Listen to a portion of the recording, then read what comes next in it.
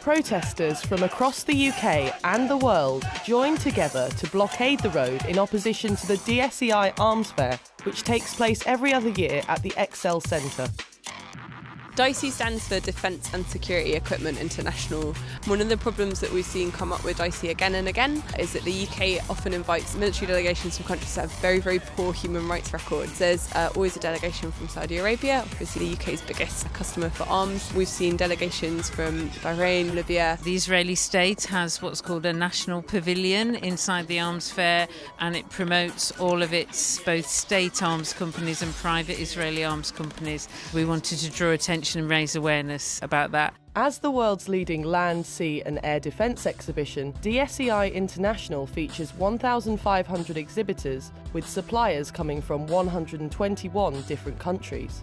DSEI seeks to bring together the entire defence and security industry to source the latest equipment and systems, develop international relationships and generate business opportunities, the nature of which was brought into question by demonstrators at Stop the Arms Fair. 2 years ago they were selling torture equipment, so their claim of legitimacy actually isn't that strong because they do sell illegal weapons that we wouldn't use with our own armed forces. A spokesperson from the UK Trade and Investment Department issued a statement which said, "The government undertakes a stringent process of scrutiny and approval before issuing any formal invitations to foreign governments to attend a major UK defence exhibition like DSEI.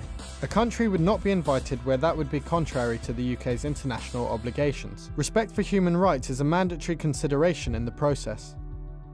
In spite of the violent outbreak towards the end of the big day of action, the majority of protesters engaged in peaceful activities, including a meditation flash mob and singing sessions.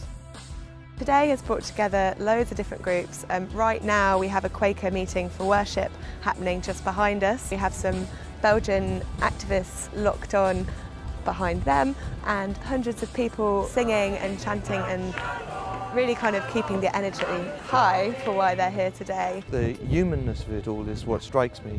You've got the truck driver there who's trying to make a living. You've got many people in our low-wage economy with no jobs and no prospects, taking jobs making bombs. We don't think about these things, and it can all seem very friendly, but you know, what's in that truck is going to kill your brother, your sister, potentially someone else's brother or sister.